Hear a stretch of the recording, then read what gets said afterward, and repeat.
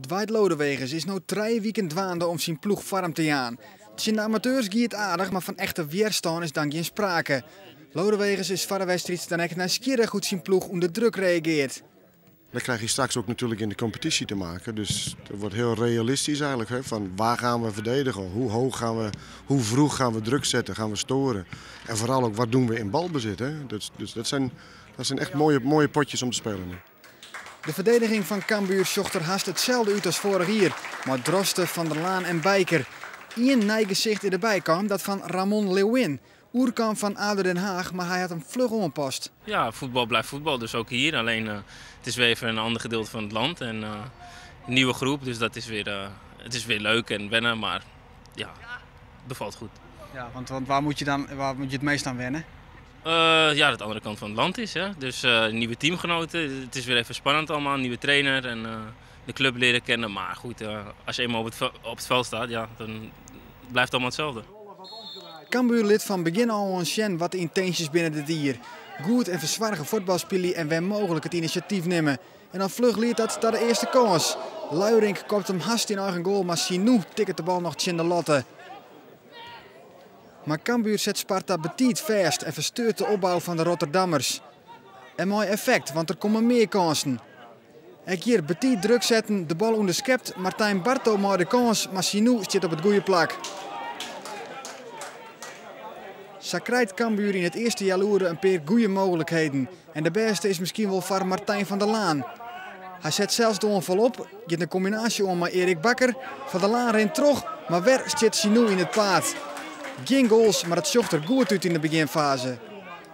Ik vond de eerste helft dat we echt heel goed hebben gespeeld, dat meen ik. Hè? Zo van wauw, wat gebeurt hier nou? We waren zelf ook een beetje verbaasd. Het begon nog goed, ze wilden druk zetten. We konden steeds een vrije man op het middenveld vinden. Waar het opvalt is Mart Dijkstra. Hij speelt vanuit het middenveld, had de onviersbaan om en stuurt en coacht een protte. Er zijn veel jongens al aanvoerder geweest in deze voorbereiding, dus ja, wat dat zegt, dat zal moeten blijken. Maar ja, ik weet niet, je moet gewoon doen wat je moet doen natuurlijk. Maar ja, zo'n onviersbaan, dat jou toch ook een stukje verantwoordelijkheid. Ja, dat zeker. Kijk, ze verwachten natuurlijk van mij dat ik ga coachen en dat ik de jongens neerzet. En ik denk dat misschien dat ze de aanvoerdersband daarom geven om dat te stimuleren. Maar ja, dat probeer ik sowieso te doen en het is leuk om altijd aanvoerder te zijn. De speelwijze van Cambuur kost het wel een protte kracht. En gaandeweg wordt duidelijk dat er conditioneel nog wel wat te winnen valt. Sparta komt beter in de wedstrijd en wordt een paar keer gevaarlijk. Onder oren met Donovan Deekman. En het dichtst bij een goal komt Johan Voskamp, maar zijn kopbal gaat via de latte oer. In de tweede helft een protte wissels aan beide kanten. En dat komt het spul net ten goede. En toch scoort Cambuur nou wel. Een hoekskop van invaller Oebele Skokker wordt door El Macrini verlengd. En van dichtbij werkt Paco van Moorsel de bal in de goal. Skokker draait de bal scherp in. El Macrini, een orinvaller, kopt terug. En maar de knibbel tikt van Moorsel binnen. En op de basis van de tweede goal zit Mart Dijkstra.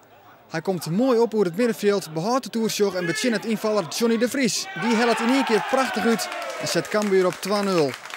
Dat Cambuur in de eerste helft een naaileert om te scoren, slaagt het dat de vrede niet van Lodewegers in de tweede helft de wol. Ja, we hebben er 2 benut. Volgens mij hebben we er een stuk of 6 gehad. Nou, dat is een redelijk gemiddelde. Ik denk dat in de competitie dat je niet 25 kansen gaat krijgen in de wedstrijd. Dus die kansen die je krijgt, als je er van de 6-2 inschiet, is redelijk. Dan kun je wedstrijden mee winnen. Dus nou, dat hebben we gedaan, dus dat was mooi. Schiet je er 1 in, dan kan het. Schiet je er 0 in, dan win je nooit geen wedstrijd. Dus er moeten er een paar in. Cambuur is betieden echt kwetsbaar, want de keren dat Sparta gevaarlijk wordt, ontstaan haast alle keer uit een counter. Cambuur zit dan te vier vooruit en maar één lange bal uit de verdediging iepen. Van der Laan corrigeert dat hier maar een uitreding die het gewoon wel garant zit voor een rode kaart. Maar omdat het hier om een oefenwedstrijd gaat, spaart de skiezochter de verdediger. De vrije trap gaat uiteindelijk oer en zo wint Cambuur met 2-0. Maar Lodewegers weet hij nog een werkje met zijn ploeg. Dat wat we gedaan hebben in de eerste helft, nou, dat vergt natuurlijk heel veel. Dat is ook conditioneel, het is warm, drukkend. Maar eigenlijk moeten we dat vol kunnen houden. Hè? Dus nou is het, waar ik aan kan werken is met de groep om te zeggen van... Wat hebben we nou in de eerste helft wel gedaan, wat we in de tweede helft niet meer deden. En als je ze daarvan kunt overtuigen, dan maak je het volgende stap. Want dan leren ze namelijk van hun fouten. En dan weten ze waar het probleem ligt en dan kunnen ze er wat mee doen.